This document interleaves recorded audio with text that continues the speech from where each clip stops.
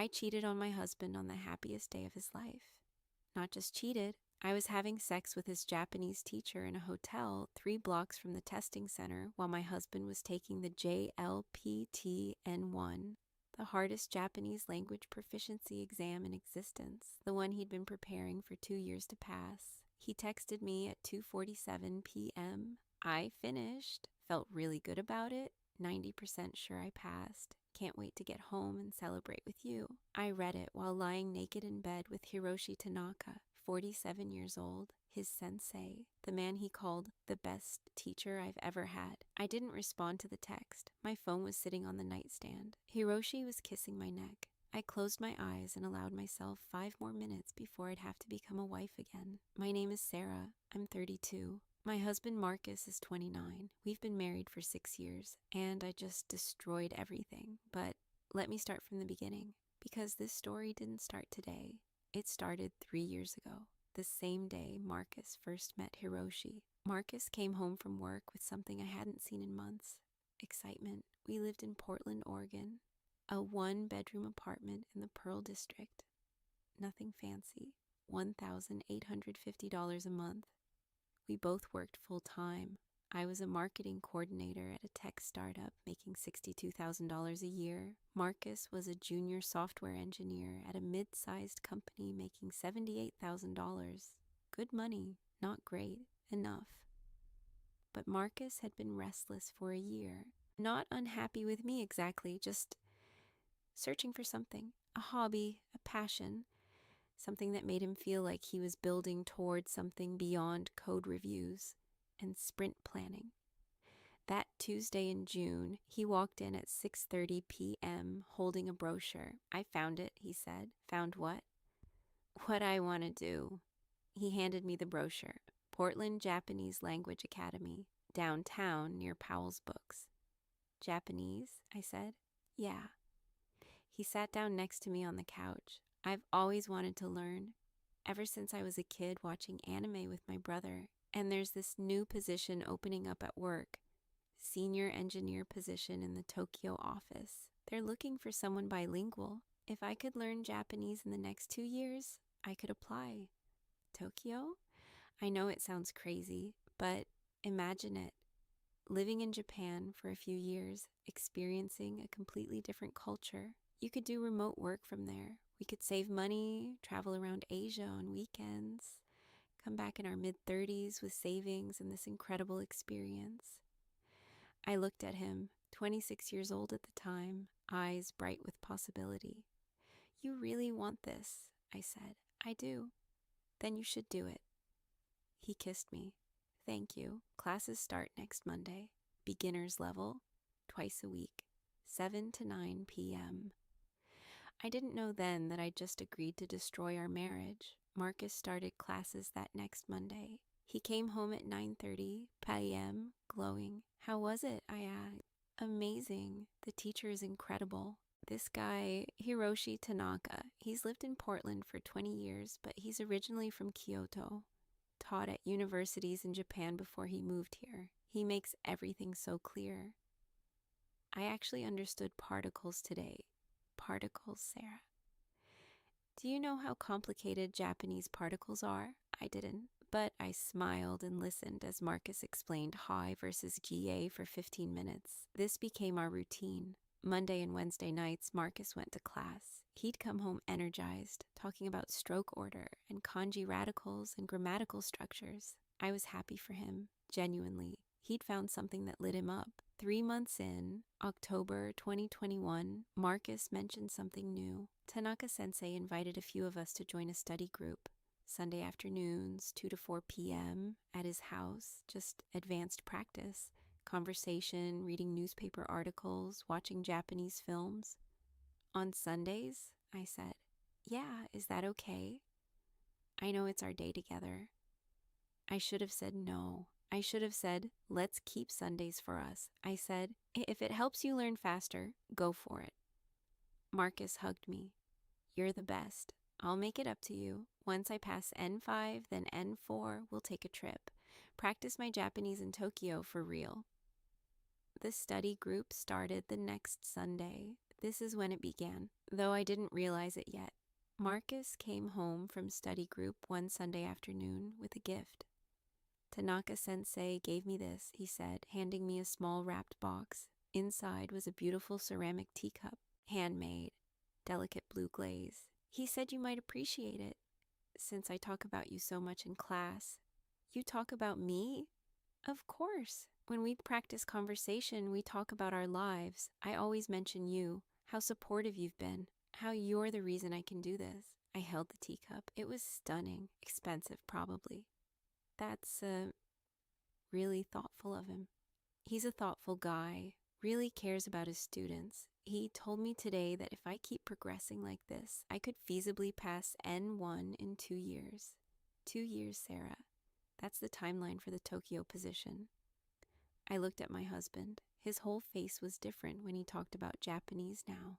Animated, alive. I'm proud of you, I said, and I meant it.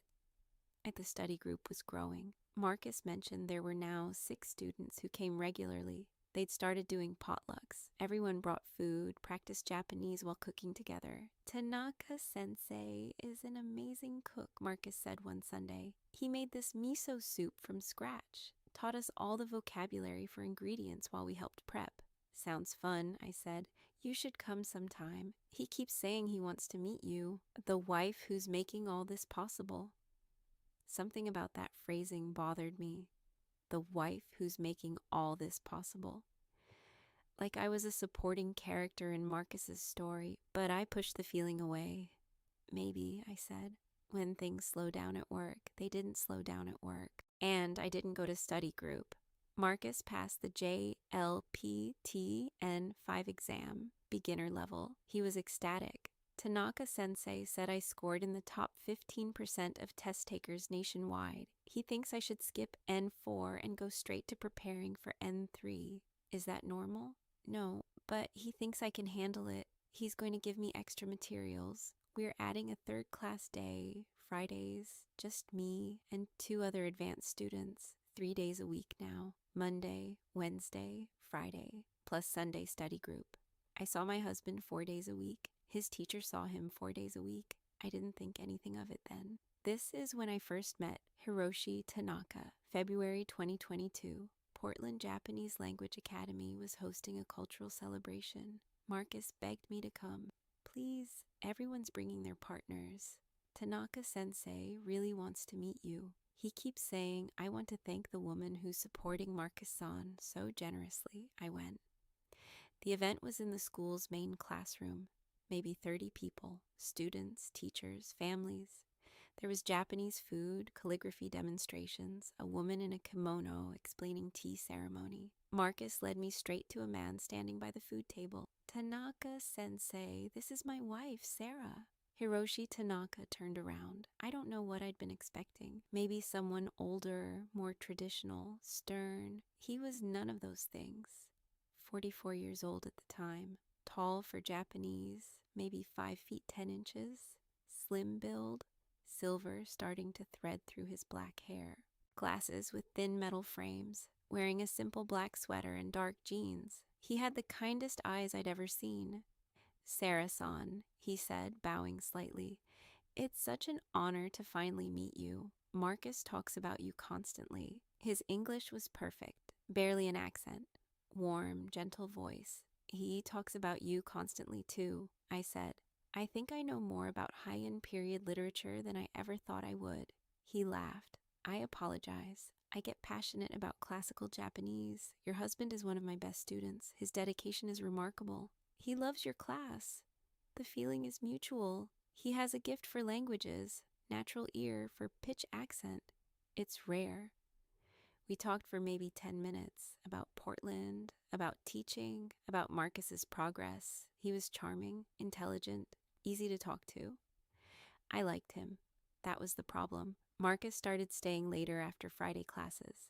Tanaka Sensei and I just talk sometimes, he explained, about Japan, about life, about philosophy. He's been through a lot.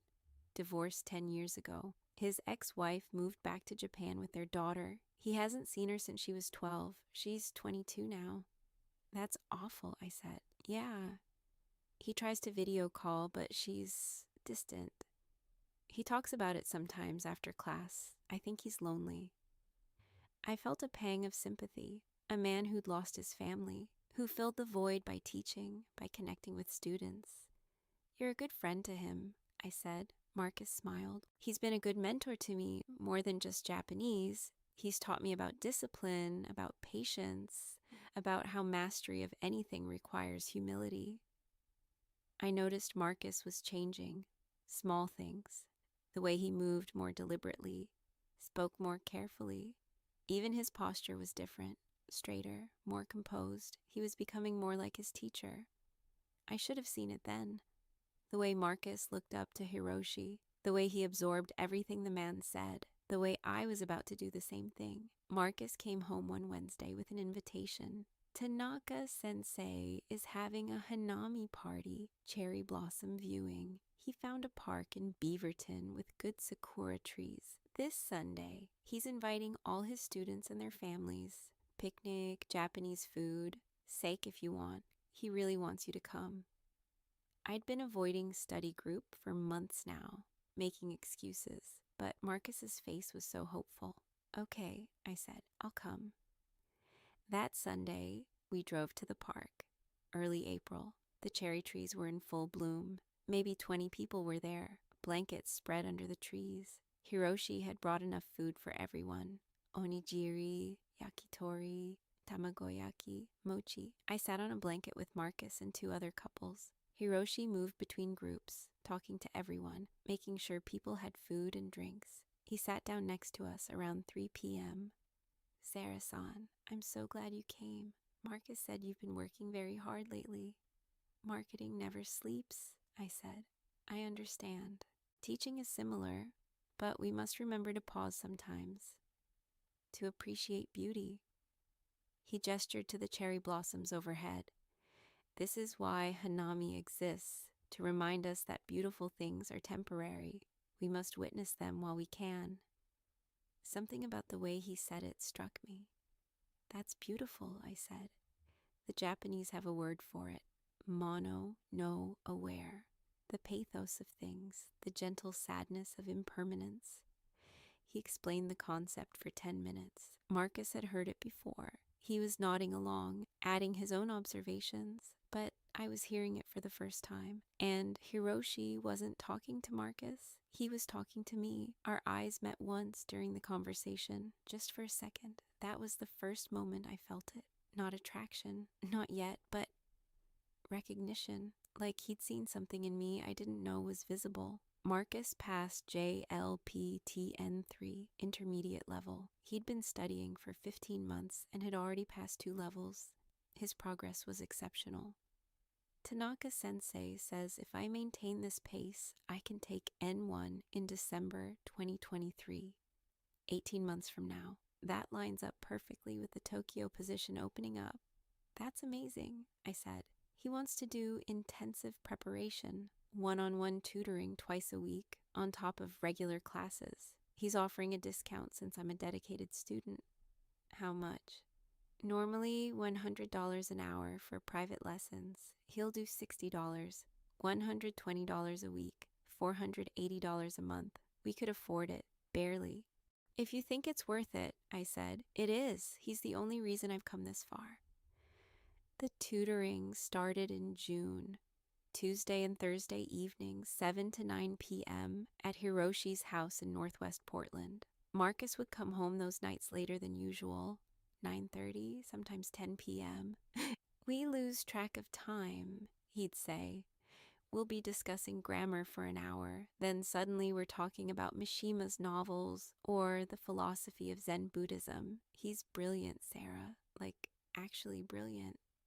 I could hear the admiration in Marcus's voice. The way he talked about Hiroshi was different from how he talked about anyone else. It made me curious. What kind of man inspires that kind of devotion? I started following Hiroshi on Instagram. It wasn't weird. All the students followed him. He posted occasionally photos of food he'd cooked, Japanese calligraphy he'd practiced, pictures of Portland's Japanese garden. His feed was beautiful, aesthetic, intentional. There was one photo that stopped me. a close-up of hands holding a teacup. The same blue ceramic cup he'd given Marcus for me. The caption was in Japanese. I put it through Google Translate. Alone, but not lonely. There is peace in solitude when you've learned to befriend yourself. Something about that broke my heart. I found myself scrolling through his feed, looking for glimpses of his life. There weren't many. He was private, but you could see it between the lines. A man who'd lost his family, who'd built a new life, teaching, who found meaning in small, beautiful things. I commented on one of his posts, a photo of a perfectly arranged breakfast. "This looks amazing. You should teach a cooking class." He replied an hour later, "Thank you, Sara-san. Food is another language. Perhaps someday I will."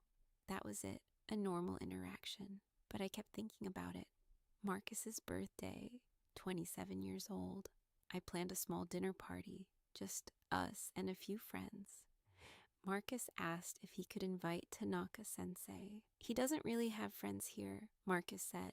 His ex-wife's family was his social circle, and when she left, he kind of isolated himself. Teaching is his whole life now. I think he'd appreciate being invited. I hesitated. Having your husband's teacher at his birthday dinner felt weird, but Marcus looked hopeful. "Sure," I said. Hiroshi came to dinner. He brought an expensive bottle of sake and a handwritten card in Japanese. Marcus translated it for everyone. It was a beautiful message about growth and perseverance and the journey of learning. Hiroshi was charming at dinner, asked everyone questions, made people laugh, told stories about teaching in Japan. At one point, he and I ended up in the kitchen together while I was getting dessert ready. "You've made a beautiful home," he said quietly. "Thank you. It's small, but it's ours. Size doesn't matter. It's the feeling. You can feel love in a space." He paused. "Marcus is very lucky." "I'm lucky too," I said automatically. He looked at me for a moment.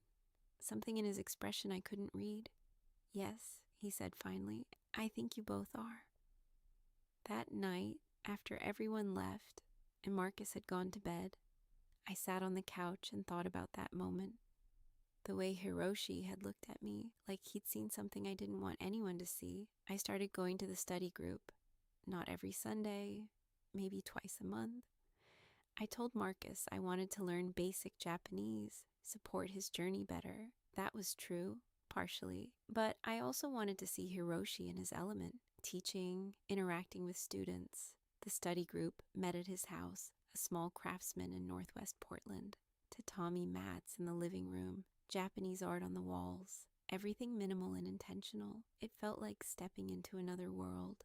Hiroshi taught differently in the intimate setting, more patient, more philosophical. He'd pause a grammar lesson to talk about the cultural context behind a word, the history embedded in the language. I didn't participate much. I sat in the back and listened, but I noticed him noticing me. Marcus started preparing for JLPT N2, advanced level. Tanaka Sensei thinks I should take it in December, 4 months to prepare. It's aggressive, but he believes I can do it.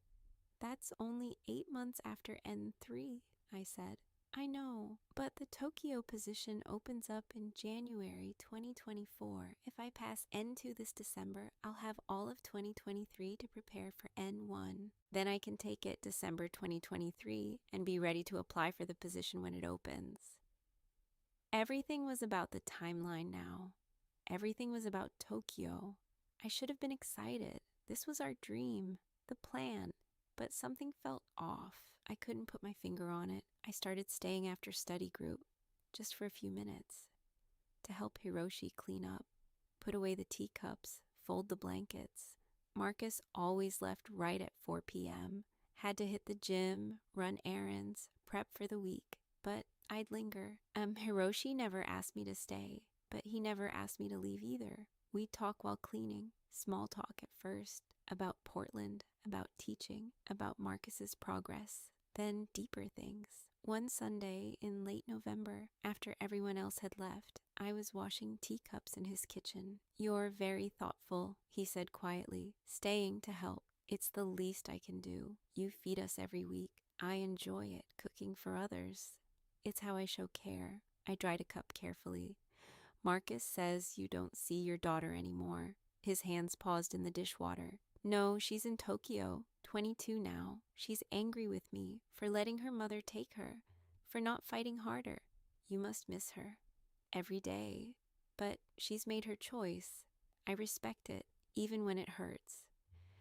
Something about his honesty broke something in me.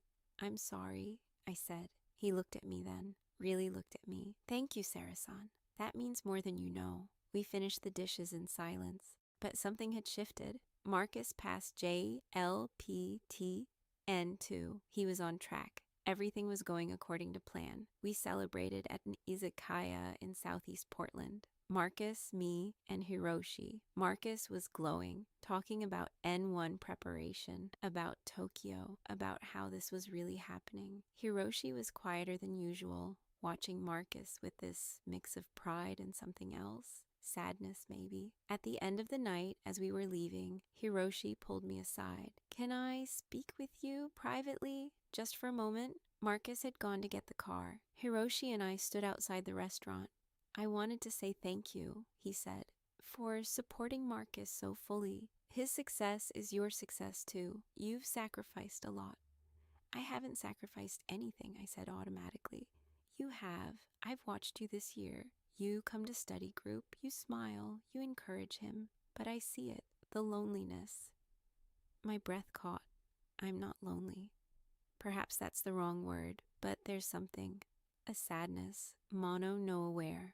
He was right, and he saw it. Marcus is chasing his dream, I said carefully. That's good. I'm happy for him. Yes, but who's chasing yours? The question hit me like a punch. Marcus came back with the car.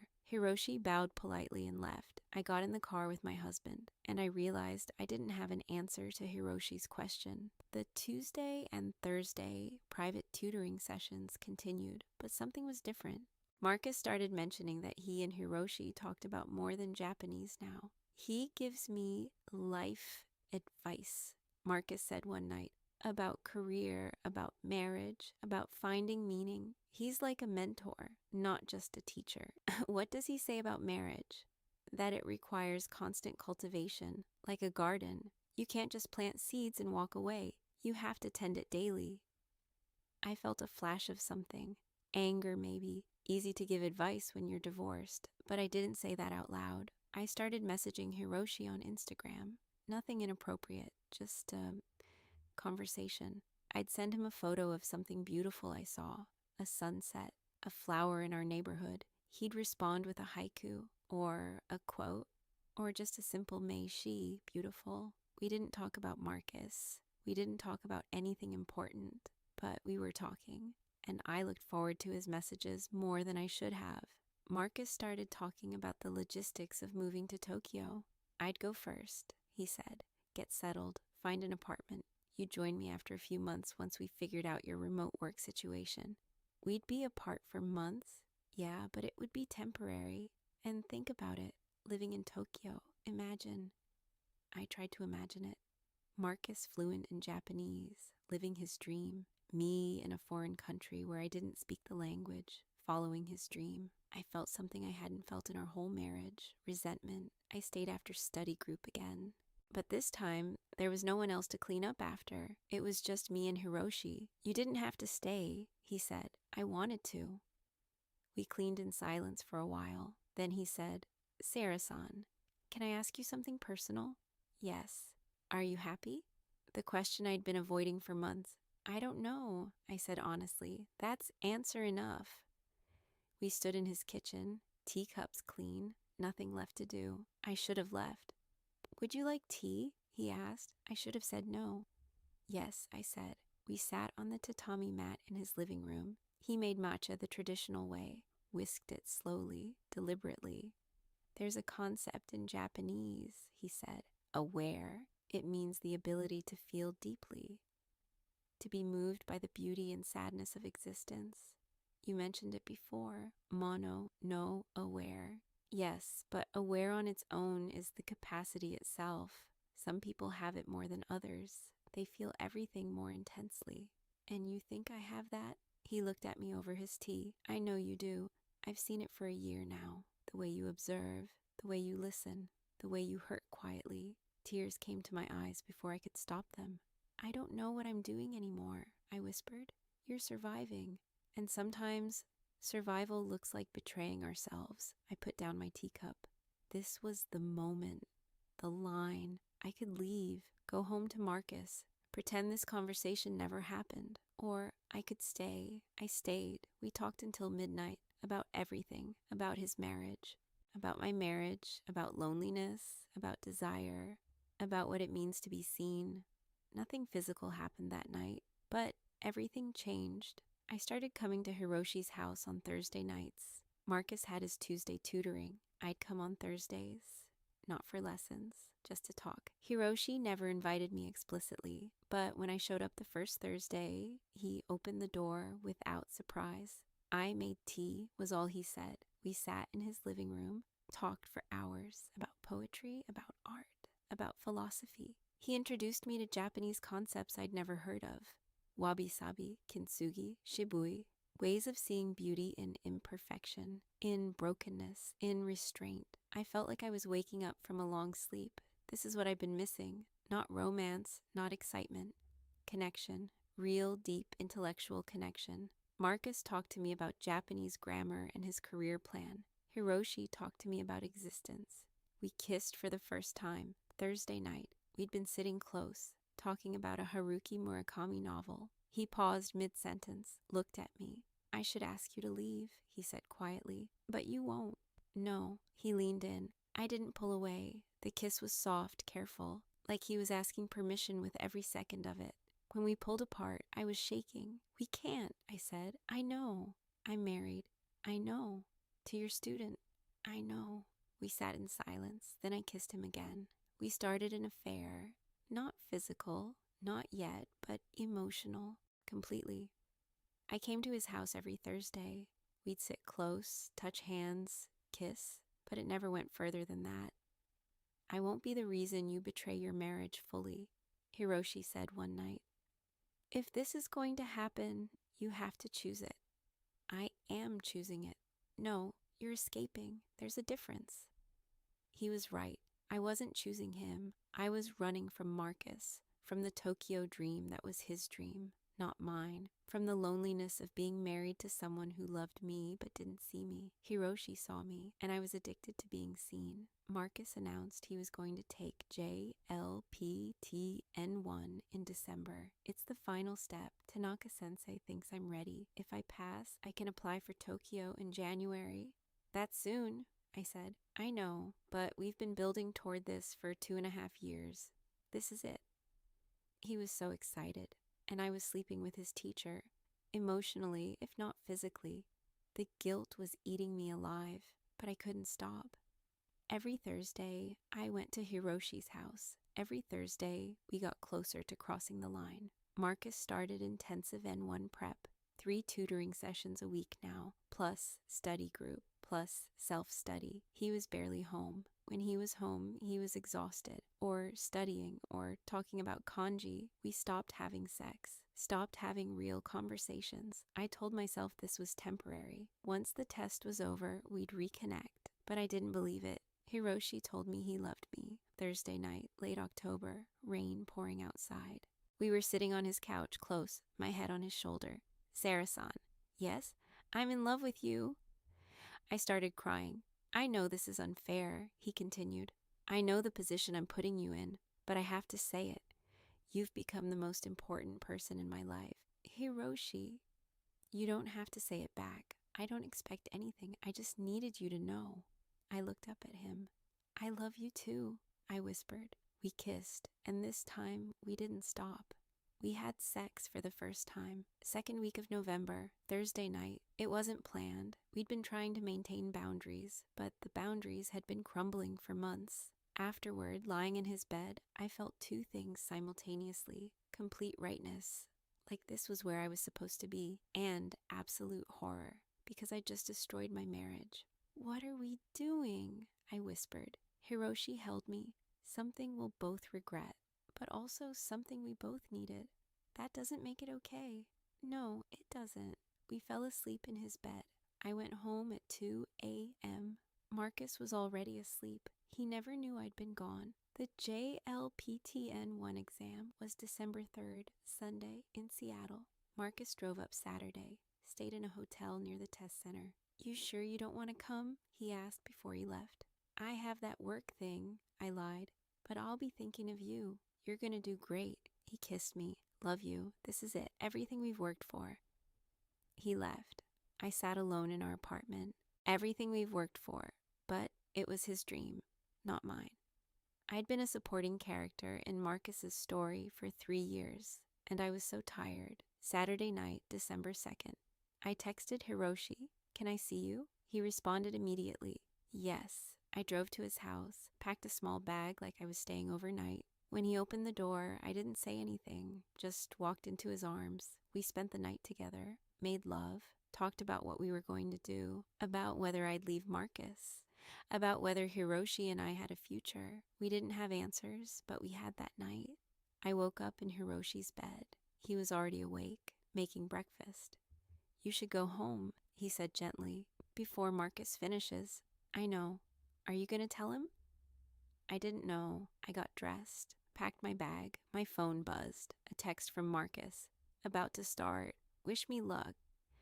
I stared at the text. My husband was about to take the hardest test of his life, the culmination of 3 years of work, and I was standing in his teacher's house, having spent the night having sex with the man who taught him everything. "I need to go," I said. Hiroshi kissed my forehead. "Whatever you decide, I understand." I drove home, got there at 11 a.m., showered, changed, tried to figure out what the fuck I was going to do. Marcus's text, "I finished," felt really good about it. 90% sure I passed. Can't wait to get home and celebrate with you. I read it. I was supposed to respond, to be excited, to be proud, but I couldn't. All I could think about was Hiroshi. I texted him instead. "He's finished with the exam." "Hiroshi, come here." I should have stayed home, waited for Marcus. I drove to Hiroshi's house. We had sex again. In the afternoon, while Marcus was driving back from Seattle, while he was on the highway, probably listening to Japanese podcasts, probably texting me updates about traffic, I was in bed with his sensei. Marcus came home at 6 p.m. I'd rushed home an hour before, showered again, changed again. He walked in glowing. "Sarah, I think I actually passed. The reading section was brutal, but listening was good, and He stopped. "You okay? You look weird." "I'm fine, just tired. Work thing ran late." He believed me. We ordered takeout. He talked about the exam for 2 hours. I smiled, nodded, said the right things, and died inside. That night, lying in bed next to Marcus, I made a decision. I had to tell him. Not today, not this week, but soon. I couldn't keep living like this. Marcus got his test results. He passed. JLPT N1, highest level. In 2.5 years of study, he was crying. Actually crying. "I did it, Sarah. I fucking did it." He called Hiroshi immediately on speaker. "Tanaka Sensei, I passed." Hiroshi's voice through the phone, warm, proud. "Marcus-san, I'm so proud of you. You've worked so hard." They talked for 10 minutes. Marcus thanking him over and over. Hiroshi congratulating him, saying all the right things. Neither of them acknowledged me. I stood in the kitchen, listening to my husband thank the man I was sleeping with, and I knew I had to end it, one way or another. I met Hiroshi at his house. "We have to stop," I said. "I know. Marcus is applying for the Tokyo position in 2 weeks. We're planning our future, and I'm lying to him every day. What do you want to do?" "I don't know." We sat in silence. "Do you love me?" Hiroshi asked. "Yes." "Do you love him?" "I don't know anymore." "That's answer enough. What does that mean?" "It means you can't build a marriage on uncertainty, and you can't build a future with me on guilt." He was right. I cried. He held me. We didn't have sex that day, just held each other. "I need to tell him," I said. "Are you sure?" "No, but I can't keep lying." "When?" "After Christmas. I'll give him the holidays, then I'll tell him." December 25th, Christmas. Marcus gave me a gift, plane tickets to Tokyo for March. "I got the position," he said. "They called yesterday. I start in January. remote for 3 months. Then I moved to Tokyo in April. These tickets are for you to come visit in March. See the apartment I'll find. Make sure you love it before you commit to moving." He was so happy. I looked at the tickets. Round trip. PDX to NRT, March 15th to 22nd. "This is amazing," I managed to say, "right? Everything's coming together." Tanaka Sensei's recommendation letter was apparently incredible. They specifically mentioned it in the offer call. Hiroshi had written him a recommendation letter while sleeping with his wife. I wanted to throw up. I went to Hiroshi's house. I was going to tell Marcus after New Year's. I'd decided, but I needed to see Hiroshi one more time before I detonated everything. We had sex, and after, lying in his bed, he said, "I can't do this anymore." "What?" "Us, this. I love you, Sarah, but I can't be the person who destroys Marcus. He's my student, my responsibility. I've already betrayed that. I can't go further." "What are you saying?" "I'm saying we have to stop. Really stop. Not see each other anymore." "Hiroshi, I'm sorry. I love you, but this has to end." I got dressed, left his house, drove home crying so hard I had to pull over twice. He ended it, and I had to go home and pretend everything was fine. I didn't tell Marcus. I know, I'm a coward, but I couldn't do it. He started his new job, remote from home, for 3 months before the move. He was so happy, so fulfilled. How could I tell him his happiness was built on a lie? I stopped going to study group, stopped messaging Hiroshi, cut off all contact. Marcus noticed. "You haven't been to study group in a month. You okay?" "Just busy with work." "Tanaka Sensei asked about you. Said he misses seeing you there." I almost laughed. Misses seeing me. Marcus started planning the move, looking at apartments in Tokyo, making lists, researching neighborhoods. "You're still coming in March to visit, right?" he asked. "Yeah, of course." I wasn't going to go, but I didn't tell him that yet. I told Marcus I had to cancel the Tokyo trip. "Work emergency," I said. "Big client deadline. I can't leave." He was disappointed but understood. "It's okay. I'll take 1,000,000 photos. Make sure the apartment is perfect for when you move over in July." July. That's when I was supposed to permanently move to Tokyo, 4 months away. I knew I wasn't going. I just didn't know how to tell him. Marcus moved to Tokyo. I helped him pack, drove him to the airport. 3 months, he said. Then you'll join me and we start our adventure. I kissed him goodbye, watched him walk through security, and knew I'd never join him in Tokyo, alone in the apartment. Marcus called every day, excited about Tokyo, about the job, about the apartment he'd found in Shibuya. You're going to love it here, Sarah. I can't wait for you to see it. I can't wait either, I lied. I told Marcus I wanted a divorce over video call, like a coward. What? Why? What happened? I can't move to Tokyo. This is your dream, not mine.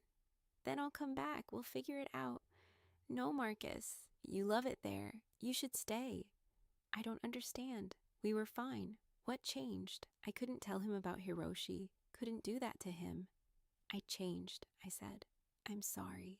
He cried, begged me to reconsider. I filed for divorce the next day. Divorce finalized. Marcus stayed in Tokyo, heartbroken, but thriving at his job. I stayed in Portland, alone in our apartment, our old apartment. I texted Hiroshi. It's done. I left him. He didn't respond for 3 days. Then, I'm sorry, but we can't be together. What we had was built on a foundation of betrayal. It can't be anything else. He was right. I destroyed my marriage for a man who didn't want me. I saw Hiroshi's Instagram post, a photo of him with a woman, young, maybe 25, beautiful. Caption, new beginnings. He'd moved on. While I was destroying my marriage for him, he'd found someone else. October 2024. Now, I'm 33 years old, divorced, living alone in a 1-bedroom apartment in Portland. Marcus is in Tokyo, happy, living his dream. Hiroshi is with someone new, teaching, living his life. And I'm here. I destroyed everything for an affair that meant nothing. People ask me what happened to my marriage. I tell them we grew apart. That Tokyo was his dream, not mine. I don't tell them the truth, that I fell in love with my husband's teacher, that I cheated on the happiest day of my husband's life, that I threw away 6 years of marriage for a man who ended things the moment they got complicated. I don't tell them that I'm the villain in this story. I let them think I'm the victim, because the truth is too humiliating. Sometimes I think about texting Marcus, apologizing, telling him the truth. But what would that accomplish? Except to hurt him more? He's better off not knowing. Better off thinking his wife just couldn't handle long distance. Better off not knowing that while he was taking the most important test of his life, I was in bed with Tanaka Sensei, the man he trusted, the man he admired, his mentor. I destroyed that too. Last week I saw that Marcus posted on Instagram a photo in Tokyo at a cherry blossom festival with a Japanese woman, pretty, smiling, caption, Hanami with someone special. He's moved on, he's happy, and I'm here, alone, living with what I did. Was it worth it? No. Would I take it back? I don't know, because for 6 months, when I was with Hiroshi, I felt seen, understood, alive, and I hadn't felt that in years. But I traded a life partner for 6 months of feeling alive. I traded stability for passion. I traded forever for temporary, and now I have nothing. Some nights I sit in this apartment alone and think about the moment everything changed. That Sunday in April 2022, the cherry blossom viewing, when Hiroshi talked to me about mono no aware, the gentle sadness of impermanence, the beauty in things that don't last. I understand it now. What we had was beautiful and sad and temporary, and maybe that's all it was ever going to be, but I destroyed a permanent thing to chase something impermanent. And now I live in the sadness without the beauty. Mono, no aware. I get it now. This is my confession. I'm the woman who cheated on her husband with his Japanese teacher. While he was taking the most important test of his life, while he was pursuing his dream, while he was becoming the best version of himself. I wasn't chasing my dream. I was running from his. And I destroyed us both in the process. I don't expect forgiveness. I don't deserve it. I just wanted to tell the truth. For once, the whole ugly truth. I'm Sarah. I'm 33 years old, and I'm the villain in my own story.